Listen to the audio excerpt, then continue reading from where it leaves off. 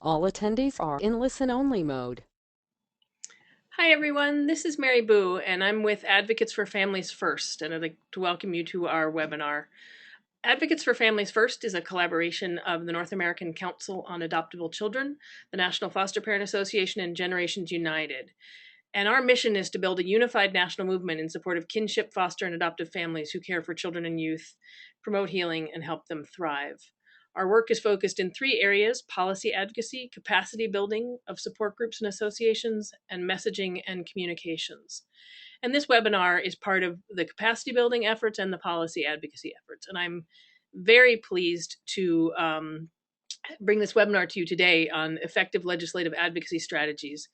The presenters today are with Florida Youth Shine and Florida's Children's First, and they've done some wonderful work engaging youth in advocacy efforts and in achieving some true legislative goals there in Florida. And so I think there's a lot to be shared today. Before I introduce our speakers, I'll just say one administrative task today is that everyone is in listen only mode, which means if you want to ask questions, you have to type them in the question box in your GoToWebinar control panel. There's a little box that says questions. I'll be keeping an eye on those, and we'll break when the presenters break periodically. I'll ask your questions for you. And again, if you have follow-ups, type them in there. Ask anything you want. We're here to help you and make sure you learn what you need today. With that, I'm going to introduce our three presenters today. And the first is Christina Spudeas, who's director of Florida's Children's First. Then we have Jory Berman, who's coordinator of Florida Youth Shine, and Kenesha Anthony, who is a member of Florida Youth Shine. And again, I welcome them, and I welcome all of you. And I'm going to turn it over to our presenters now. Thank you. This is Christina Spadeas, Executive Director of Florida's Children First, and I welcome you to this presentation. We will be introducing the successful Florida advocacy effort to create a more supportive and normative growing up experience for children and youth in foster care through passage of what we fondly call the Normalcy Bill. This bill allows for foster and kin caregivers to make prudent parent decisions about activities that their foster and kin children participate in without having to seek the approval of the Child Welfare Agency or court orders. We will share the following topics: the strategic planning process, shaping the message, necessary and effective steps in being heard by legislators, identifying and engaging community parties, and youth and adult partnerships. I'm going to tell you very briefly about Florida's Children First and how we created Florida Youth Shine. As I said, we will talk in the context of a specific bill that we were instrumental in getting passed last year called the Normalcy Bill. This bill is designed to allow foster parents, caregivers, kinship caregivers, non-relative caregivers, the ability to make a decision on for normal activities for the child to participate in. So, for instance, sleeping over at a best friend's house. In Florida and in many states, you have to get fingerprinting, background screening, and court approval before of the parents in the home before the child can sleep over. Also, traveling out of county or out of state with a school church or a school band or a church or a sports team. Even going to prom with a child that's 17 who has a date with an 18-year-old requires background screening. So this bill is really a land-breaking bill that is designed to give immunity to a caregiver who uses a reasonable and prudent parent standard to not be liable for any injuries that might happen to a child who's participating in a normal childhood activity. So, Florida's Children First is a statewide, nonprofit child advocacy organization, nonpartisan, that fights for the rights of children in care in the state of Florida. We have many ways that we try to impact policy and make systemic changes, but our board of directors, comprised of professionals from across the state, came to a realization several years ago that the best way to have an impact is to listen to the voice of the children. They made a commitment in 2005 to start a youth advocacy organization. So we are the umbrella organization over Florida Youth Shine. SHINE stands for Striving High, for Independence and Empowerment. We started this with few chapters, so there was less than 20 youth in 3 parts of the state, and began giving some advocacy training and giving them an opportunity to speak to policy decision makers, legislators, executive branch officials, and just to learn to get their voice. We will talk a little bit later on about how we've grown, but mainly I wanted to let you know that this endeavor of creating the voice for the youth has grown so huge in Florida, and this really was the reason how this bill got passed. And now I'm going to ask Kenesha to talk a little bit about Florida Youth Shine.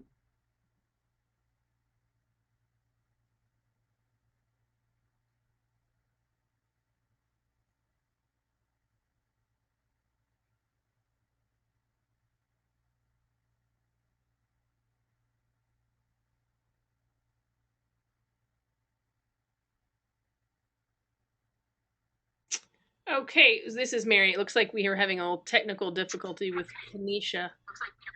I'm going to give her, Christina or Jory, will you talk a little bit? And then I'm going to give Kenesha a call. Oh, wait, here we are. Kenesha, can you hear us? Oh, my thing wasn't unmuted, sorry. But I'm sorry, everyone, but this is Kenesha. And Florida Youth Shine is a youth-led advocacy organization which consists of current and former foster youth ages 13 through 24. We have 12 chapters across the state. Yearly, we have quarterly meetings. At least 2 representatives from each chapter attend these quarterly meetings. At these quarterly meetings, we process issues, run board meetings, plan advocacy opportunities, and we have advocacy training.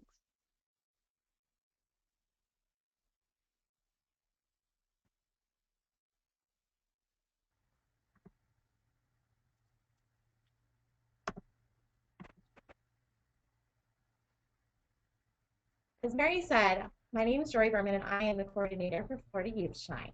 In my role, I'm lucky to be on the ground working with our youth in our 12 chapters from around the state. On a chapter level, I work to develop our chapters, provide guidance, build relationships with our youth and mentors, information to them, organize events, opportunities, and trainings, set goals, and coordinate and assist our local chapter mentors with the day-to-day operations to ensure that our chapters and members are provided with the best experience possible. I work with our youth to bring them together from around the state for trainings, quarterly meetings, testifying at the Capitol, and for meeting with legislators. 4 times a year, we bring them together for 4 quarterly meetings which you'll hear more about later. I also help get the local issues to the statewide level by talking with our youth. I work on our communication efforts, such as newsletters, social media, and our email updates. And I coordinate our meetings with the legislators and organize our youth from around the state to attend. We have a statewide board, which I oversee, and they serve in their leadership roles in Florida Youth Shine. I'm now going to turn it off to Christina to talk a little bit about the strategic planning process. Thank you, Jory. So the topic really is, how do we work with youth? How do we get them involved into making systemic changes and to empowering them to have a voice? Well, strategic planning, really, I look at this as 2 different avenues. One is, how do we strategically plan with the youth on what topics to bring up and planning on how to reach the goal of making a change, and also strategically planning the messaging. So I'm going to talk a little bit about the role of Florida's Children First being the umbrella organization over Florida Youth Shine. We're very proud of the fact that at these quarterly meetings, which last from a Friday night till a Sunday afternoon, that our youth process issues. And when they do that, it makes us, me and our board of directors, aware of what's happening across the state and what issues that might be able to be tackled. But I want to make something very clear. The way to keep this organization pure, and in the sense of Florida Youth Shine having their own voice, is very simply this. Florida's Children First only helps promote, guide, and support Youth Shine. My board of directors does not vet or approve the Florida Youth Shine agenda. We will present issues for consideration for Florida Youth Shine, not identify an issue, as others can approach Florida Youth Shine with issues to consider. And we'll talk later about how the guardian ad litem in Florida, the statewide guardian ad litem office, did approach us for that normalcy bill. So in other words, the key to the success of this youth organization is their strength and credibility is they have guidance, but not control. They're youth-led, youth-driven. My role is to also help them in understanding the legislative process. That's an important thing to know. They have to know who they're talking to, why they're speaking to them, what message they want to give. But it's not as important as understanding the politics of the issue that they want to present. I'll give you a little bit of an example. If the youth fashion a message that we know the legislature politically will be opposed to, then that's not good messaging.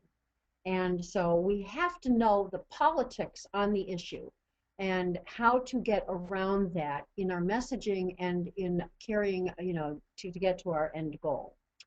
So that's a little bit, and the picture, by the way, that you're seeing on the silly picture, the woman on the right is me. The woman on the left is Senator Nancy Dietert, who is our champion in Florida, who took the normalcy bill through the process. And it happens to be a picture that I just adore from our legislative session. I do go to our state capitol and work at the capitol lobbying on child advocacy issues, child welfare issues for almost the entire session. So having that access and that ability to make those contacts for the youth is very important, but it's not the most imperative thing. We'll talk later on what you can do. And now I'm going to let Kenesha talk about how Florida Youth Shine processes issues.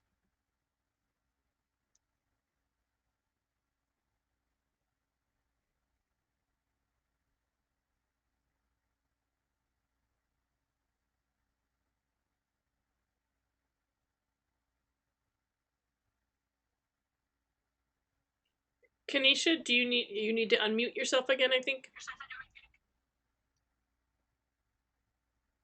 Oh, as Florida Youth Shine begins to process their issues and address the issues that they will target in yearly legislative in the legislation, during our quarterly meetings and our different chapter meetings, we use flip charts as one of our strategies to process the issues. So for normalcy, we will have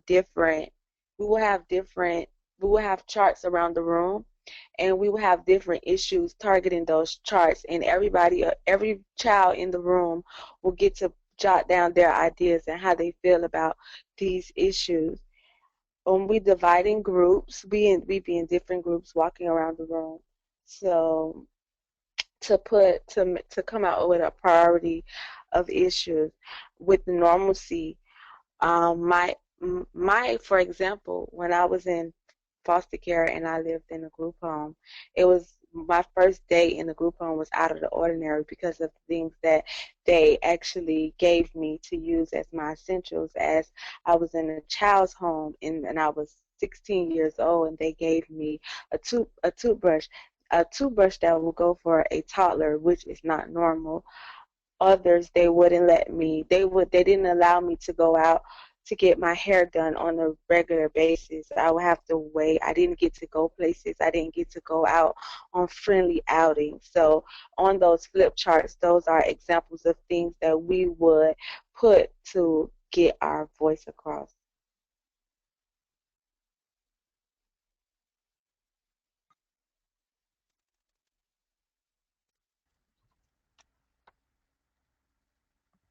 Um, Also, we make our legislative agenda in the summer at our committee for the legislative committees, which starts in the fall. We talk about how FIS practice meetings with legislators, how to how to present yourself to legislators, reporters, and newspaper journalists that comes to have our issues put into the press, and how do you present yourself. So you have to know how to present yourself for people to actually listen, know what you're talking about, and sound confident. And I am going to pass it on to Jory. Thank you, Kanisha. Well, in order to shape the message, during our meetings, there's not usually any wall space by the time that we come home because so much, there's so much that we write on these flip chart papers, and our youth are constantly processing these issues during the weekend. We don't just have this as an activity for them to engage in and keep them busy and facilitate conversation. We take all of those papers home, we roll them up, and we come back, and I go and I type up all of the issues and everything that our youth said over the weekend. At every single meeting, we do this. And after we start typing them up and organizing them, we put them in a little package and send them to members throughout the state, and the chapters give us feedback. They bring those to their local chapter meetings, and they process those issues more. And once they come back with their feedback, we start to see trends. We do this at every single meeting, and we start to compare them, and we see what's repeated. Um, with normalcy, for example, we went on for 3 years, over 3 years, seeing some of the same things. Those issues, once we start to see those things, the message starts to be crystal clear. We keep seeing those topics, and that is how we end up kind of making our plan. From there, that message is formed in how we want to send it. So after we have so many examples and we get them from the local chapters and the statewide organization, we put our efforts to action and we make our plans. What are our priorities this year? And how are we going to talk about these issues? And what are we going to do? I'm now going to turn this off to Christina to talk about how these topics become talking points and once we're going to start talking about it. Thank you, Jory. So, in the topic of shaping the message, everybody that works with the legislature knows you need to have talking points. And in fact, talking points are more than just one thing. It is a physical piece of paper that we put our message on, and we call those our talking points, which we have in our hand and we hand to the legislature so they have something that we can leave behind to remind them of what we were speaking about. And also talking points are honing down what the youth want to be able to share about their stories, their talking points that are targeted toward the right message for the right result.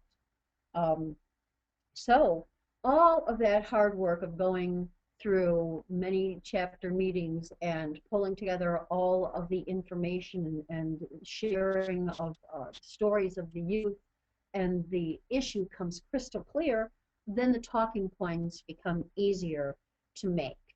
What we're showing you is just 3 bullets on a sheet of paper, talking points that we gave to the legislature on this normalcy bill. The bill was officially titled the Quality Parenting for Children in Foster Care Act, and that, by the way, was done purposefully as a message, because the idea of allowing children to live more normal lives actually allows the caregivers to give quality parenting. And so we wanted to focus on the fact that it is a benefit to the entire system. And so you see the three bullets that it just started out. Children said they don't want to be a foster child, they just want to be a kid. And everyone wants to live a normal life. Take foster out of parents, let them make parental decisions for our lives. Those were just a few of the bullets. And we also had some data, but the talking points that you hand out should be not very long. They should be large words, bulleted, because the person you're handing it to is very busy. And they're just going to skim those talking points. We hand them to everyone when we have an issue. We'll have talking points for every decision maker. When the press come up to the youth, they hand them the talking points. This is a way to spread our message. And you need the message to resonate with the legislature. So you have to make sure it's carefully crafted and will be well received and not ignored. I'll give you another example. Last year, not only was Youth Shine instrumental in the passage of the normalcy bill, but they were also instrumental in the passage of a bill that extended foster care to age 21 in Florida. Not landmark, because other states have gone that route and Florida is catching up. However, when the youth were out there talking about how they weren't ready at age 18, the message had to be how difficult it was for them to be able to age out of to have to age out on their 18th birthday, still be in high school or working on their GED, and having to be completely on their own. If the message was, we want you to give us something, you know, we expect or we deserve, it doesn't resonate. But just sharing the story about how difficult life is and putting it in the context of we're your children. These legislators stood there and sat in those chairs and shook their heads and said, we had no idea, of course, how hard it would be. And I can't tell you how many legislators said to us, my goodness, my children didn't leave home till they were 20, 21. They came back home, lived with us for a few years. So it's the messaging that really makes the difference. And now I'm going to let Kenesha talk a little bit about shaping the message. In the process of shaping the message, what you want to do is have a target to the issue that you're ready to address. When we're shaping the message, this happens in quarterly meetings and also during our separate chapter meetings around the state. You begin to, everybody who has interest and has something to support the issue, you will begin to tell your story and how does what happened to you, how does your life experiences support this issue. In processes to begin to shape our story, we get on prep calls with Christina and Jory for them to be able to hear our full story. We help one another how to strategically share the story, meaning that we have, like, it's like writing an essay. You have the main idea, you have the main points, and then you have the conclusion. But every point, every main idea supports the topic. You don't have to tell. One thing we always stress is to always be comfortable with what you're sharing. Never share something that will take you out of your comfort zone or make you very emotional during your time of sharing. You don't have to tell the whole story. You always get straight to the point, and you always use the main point of the whole story that supports the issue. You can never, the main thing we always tell youth is you can never mess up. Meaning, if you miss something, you didn't do it wrong. If you add something that you didn't plan on saying, you still didn't do it wrong. Long as your details match the issue and it supports the issues and there are strong details that can get the issue processed, then you've done a great job by sharing your story. And I'll pass it on to Christina. Thank you. We're going to talk now about the necessary and effective steps in being heard by the legislature. I know that if I were sitting in a state right now listening to this, And we don't have a youth advocacy organization in our state. And I'm listening to this great, and we are a great organization, well known in Florida with a lot of influence and very well respected, and our youth are called upon all across the state. It would be intimidating or daunting. How do you do this? And it seems like, well, how do we get the kids to the legislature? And there are steps in this process. You can actually plan this. And within 6 months, you can be up and running. You don't need to have 250 youth in 12 chapters across the state. You need a handful to be your core, to start learning, and you learn the process with them. But you have to get access to lawmakers. Now, we've developed to a point since 2005 to where we have a great reputation and we're very credible. And, and that's how we get to be heard. But that takes time and hard work. So there has to be a beginning. When you get some youth, maybe if there's an youth advisory board in your area, or youth in any way that you can gather a few youth together, you need to empower them by letting them talk about some issues and letting them get the idea that somebody cares about what they say. Giving them a voice, it means you're listening. So you have to be the ears to their voice.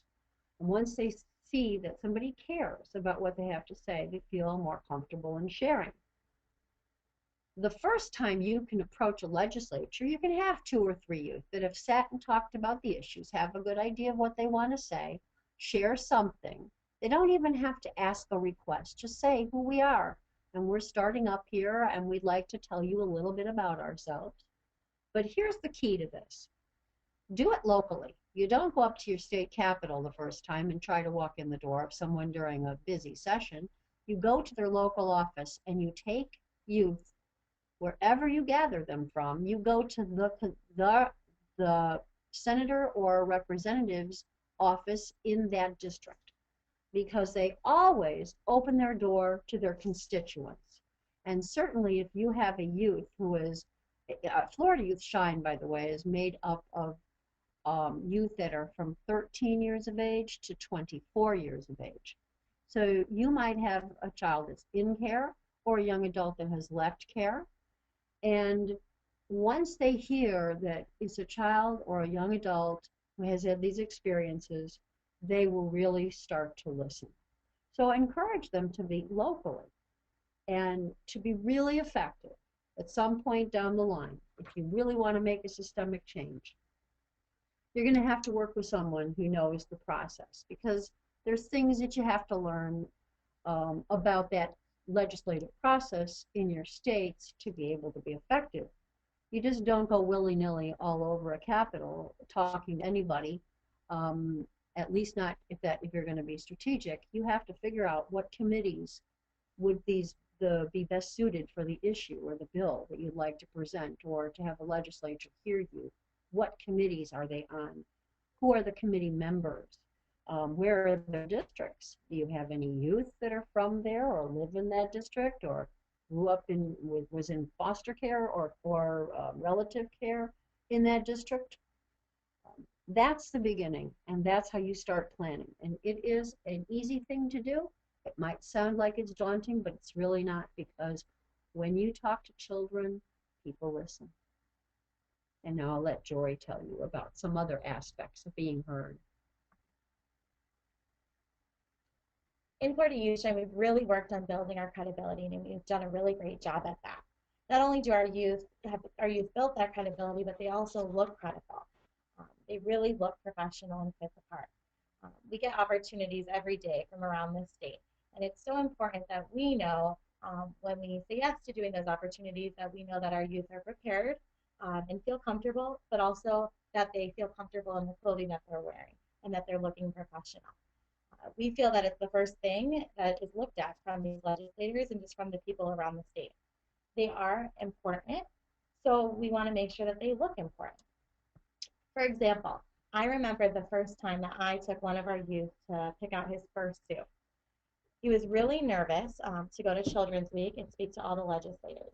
But as soon as he put on that suit that fit him perfectly, he was dancing around the dressing room, and he really fit the part. He felt professional and he looked professional.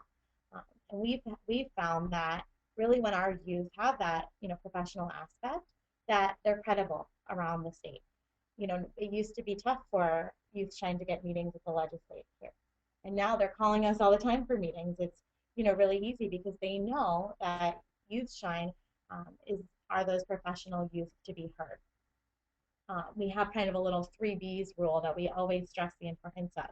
And it's no butt, no boobs, no butt, or no belly. That's for the boys and the girls.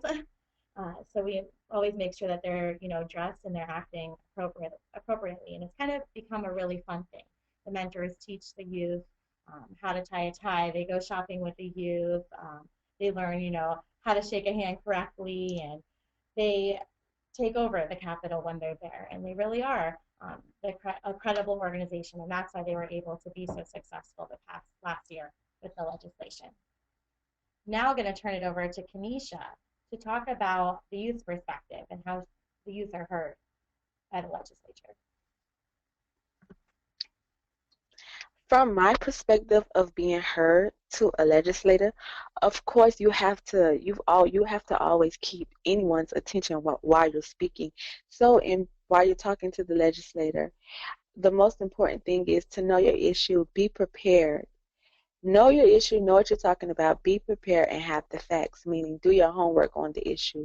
You want to know what is going on with that issue. Are there any others who are supporting this issue? Have they already came and confronted this issue? What are the laws that's already in preparation on this issue? So you have to be prepared. Again, you have to be comfortable sharing your story. Don't come out of your comfort zone while talking to legislators, and be confident. Speak up. Have confidence in what you're telling them. Know what you're talking about. Also, um, while you're talking to them, of course, you will dress appropriate. You, like Jory said, you will dress appropriately. You will dress professional, so that shows that you're serious about what you're doing. You're passionate. It shows a demeanor in your confidence. It will also show a demeanor that you have knowledge, and you really want a change in this specific issue. And I am going to pass it over to Christina.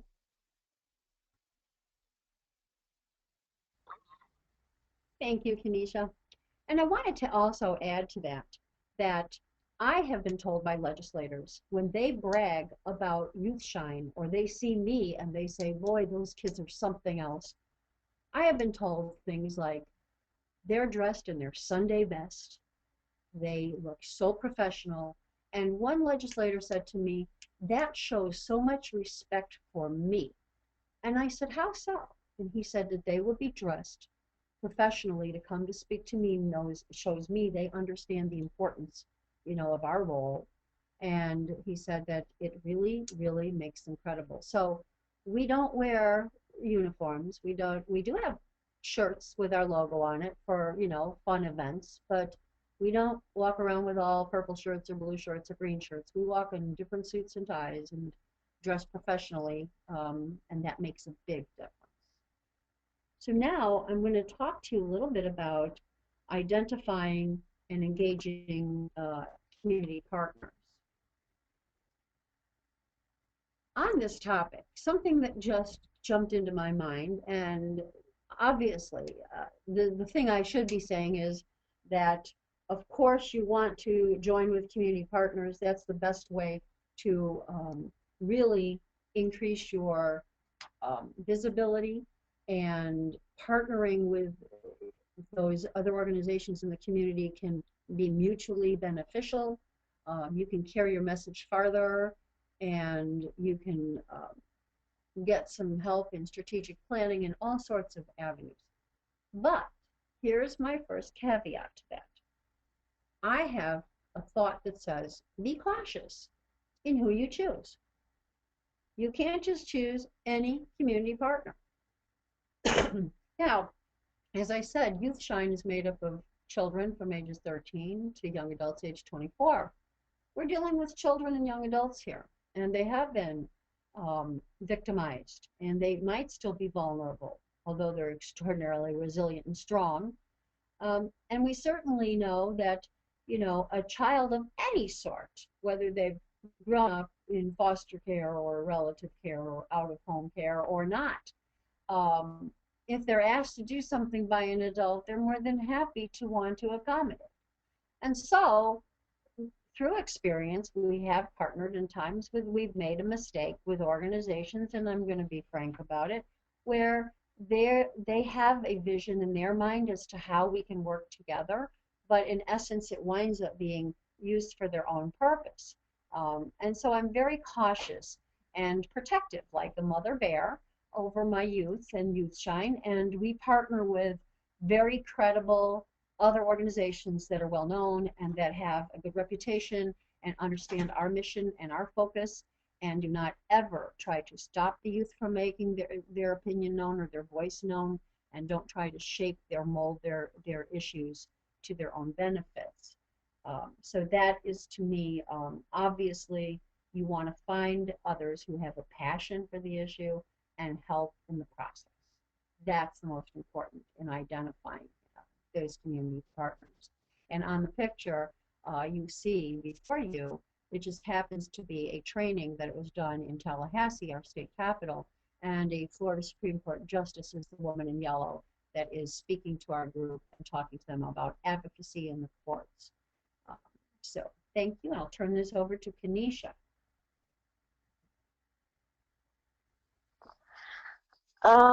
As Christina said, when you're looking for community partners, the most important thing to look for in partnering with others is passion. To make sure you guys both have the same passion, you're on the same mission to get to the same result. For Florida Youth Shine, we had the opportunity to partner with the Guardian ad litem. With the Guardian ad litem, their passion is was actually to pass the normalcy bill, as well as Florida Youth Shine's mission was to pass the normalcy bill. We had the director, Alan I don't know how to say his last name, sorry, Arborowitz he came to our quarterly meeting to present to present topics and to get ideas from the different youth in and out of care on normalcy. Florida Youth Shine had already been working on this separately, so when he came, it was a great collaboration with him to put all of our ideas together to actually um, advocate about normalcy. As we went, we had Florida Youth Shine volunteers and the Guardian ad litem volunteers. They came and we all testified together at the Capitol advocating for the normalcy bill. Also, we had the Florida Foster and Adoptive Parents Association also joined with us on the normalcy bill because they are a team of foster parents that who have children, and they wanted to be able to there were things that they couldn't do with the children all because they was in care. So if they were wanted to go on a trip, they would have to plan the trip months in advance to actually be able to get approval for the child to go, but the child lived in their household and they want to take their family on vacation. So the Foster and Adoptive Parent Association came out and testified and gave their outlook on the importance of normalcy. Um, So while we were advocating for the normalcy bill, you had different perspectives. You had a perspective from volunteers who advocate for children. You had a perspective from children, and you had a perspective from the foster parents who all collaborated together with their different perspectives to target one issue, which was normalcy. So the bigger picture in partnering with community partners is to everybody have the same mission, everybody have the same agenda. And I'm going to pass it over to George.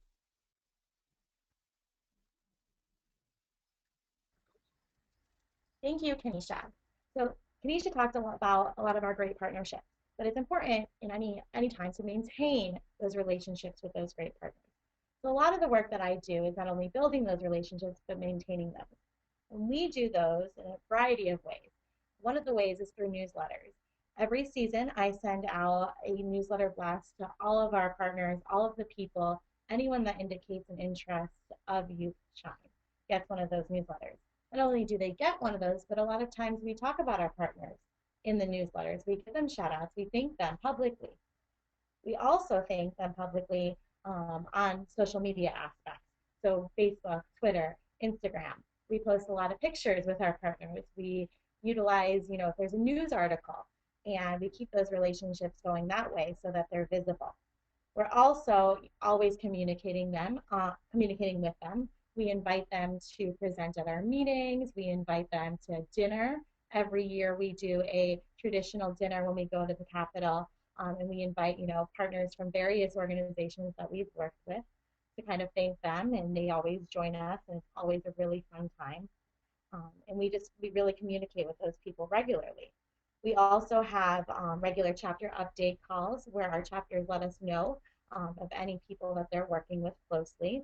And of course, we always send them thank you notes. Sometimes our hands are hurting from all of the thank you notes that we send to the people that helped us and really we had impactful relationships with. But we send handwritten cards, which our youth all sign, all of them, and really just make sure that they feel like they were appreciated and that we are grateful for their support. I'm now going to turn this over to Christina to just really headline how important those community partners have been for us this year. I want to go back one slide just to show you in that picture on the left, although it's not the clearest picture, is one of our chapter meetings, a quarterly meeting, and the man standing there is the statewide Guardian Ad Litem Executive Director, Alan Abramowitz. Alan had come from our State Department of Children and Families, and when he had worked there, one of his main topics was trying to see that children live more normal lives. Now that he's the Guardian Ad Litem, he carried that topic on with him. So I just wanted to point out this picture is showing how when we engage with community partners, we're talking about really engaging. This man came and spoke to us about joining him on normalcy. It wasn't anything that the youth had to think about because they had been processing this issue for over 2 years, and we had already tried on our own to get a normalcy legislation passed the year before, which, by the way, failed only because the language was put into another bill that had a lot of opposition, not the normalcy part, but the other part of the other bill. So the picture on the right is many months later at one of the committee meetings at the Senate, where one of our Youth Shine members is at the podium testifying, and off to the right side is a man with a smiley face, and that is Alan Abramowitz, who is the Guardian Ad Litem director, who came to watch the testimony. At every committee meeting, he was there with our youth. I was there. We had piles of youth. And I want to tell you the kind of commitment that these youth have before we go into the last topic. And an example is this. This was so important to them because of the ways that they've lived their lives. And they had so much to share that they were willing to, from across the state of Florida. I'll give you one example. A committee meeting is coming up on Thursday. We get the notice on Tuesday. I contact Jory, all the way in South Florida. She then rents a van. She starts gathering up chapter mentors to see if they can help drive and getting access to the youth. And they call her back and say so-and-so is able to go, another one. Then we prep that night on the phone to at least see what the stories are. They will be renting a van the next day and they'll start the drive. Jory will start picking up youth from Miami, then head off to the coast of Florida. 2 or 3 hours later, pick up some more youth. By the time she'll get to Tallahassee, at our state capital, which is way at the top of our state, it will have taken her sometimes 8 to 9 hours of travel time. In the meantime, other chapter mentors are traveling from Pensacola, the Panhandle, all the way across to Tallahassee, or from Jacksonville on the other side of the state over, and we all meet at a hotel and we have a dinner, and then we prep again. And then I get to go home and go to bed. The mentors go to sleep, and the youth, for some unknown reason, stay up half the night prepping more. And what are they prepping for? To wake up early in the morning get dressed nicely in their best clothes, suits, ties, all that stuff, business, professional, work, clothes, get in our vehicles, get over to the Capitol, go through security, go all the way to the committee room. These rooms are huge. You're talking about a room that is an auditorium size in some cases. There can be 20 legislators, senators, or representatives sitting in the front that you're speaking to with 200 or 300 or 400 people behind you, and you walk by yourself up to a podium and you speak for 2 minutes or less. And when Youth Shine do this, they know exactly what they're going to say. They know who they're talking to. They know the point they want to make, and they know what they're asking for. And they are so impactful, you could hear a pin drop in that room, and you watch as legislators wipe tears from their eyes because they're amazed because they never knew. And one story that came that resonated with them was a young man who came in and talked about how he was on a football team for a high school that's well known in Florida for its football accomplishments. He was the kicker on this team. He was telling these legislators, the senators, it was a Senate committee meeting, how they had been asking for a court order for him to be able to travel with the team for the national championship. And they waited for 3 months. Well, actually, it couldn't be 3 months, but it was a few weeks when they knew they were in the championship. He got the court order, he said, 1 hour before the bus left. And with a shaky voice, he said, I don't want that to happen to any other children in Florida. Thank you. Please pass this bill. Thank you so much. And he turned to go sit down, and we had a bunch of senators, mostly the men, going, wait, what happened? What happened with the games? And then he described at the podium, which I'm not a football player, I'm not a football fan, but he described in detail the last few moments of the game, and he kicked the winning kick. Florida won the national championships. I knew right then and there, this bill was going to pass that committee. So I'm going to turn the microphone over to Jory, and we're going to go to our last topic, youth and adult partnerships.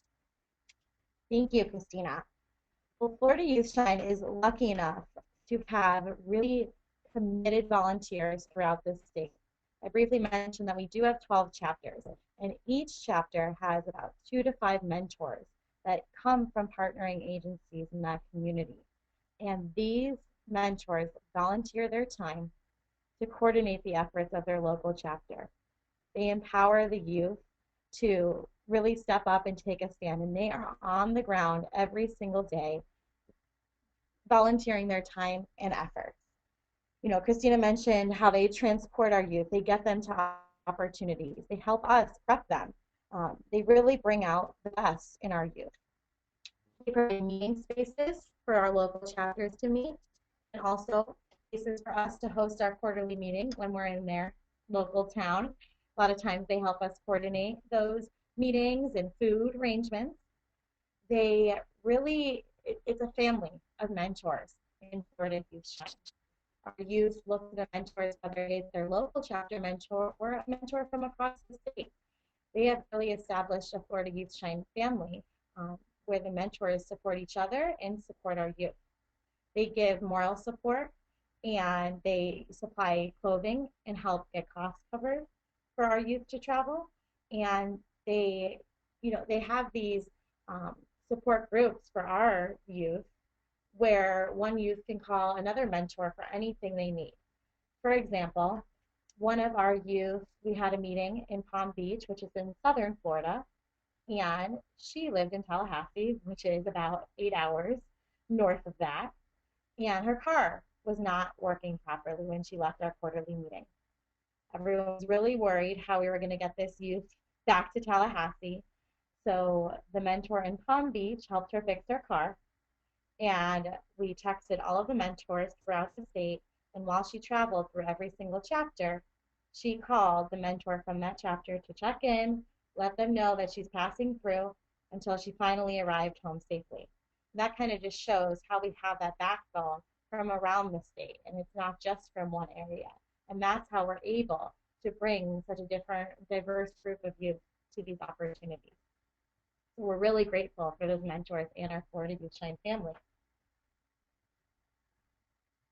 Many of the organizations also are the independent living organizations, and that comes with the partnership that we have with them. So a lot of times they're able to help fund us, and they interact and they have access to those youth, so they really can help with recruitment efforts as well.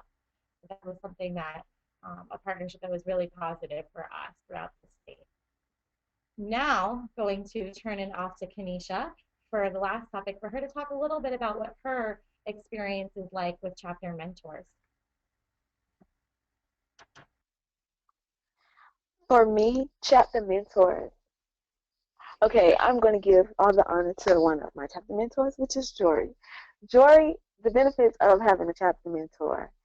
When you don't have support from anywhere else, you can always depend on your chapter mentors. You can always build a bond with your chapter mentor because you know that they care because they're working with youth already. And you know that they have interest in any issues, personal, educational, employment, whatever your issue may be, you know that you can always turn to your chapter mentors. Now, for me, a big challenge that I'm having right now is transitioning to a university. And my chapter mentor, Jory, has been such a great help. She helped me with my finances. She helped me with things that I need. She helped me with connections to universities of things that I need to do, who I need to talk to, getting through, because sometimes it takes forever to get through to university. So she will actually sit there, have debates with people about things that you need to be done, how things are supposed to be done. If the person on the other end of the phone doesn't have a clue about what you're talking about, you have that support in any aspect or matter from your chapter mentor, no matter what your issue may be, or if you need something from an outside source, your chapter mentors are always there to assist you. And most importantly, I would like to thank everyone for listening, and I hope our discussion have helped give you ideas on how to empower you to be effective advocates.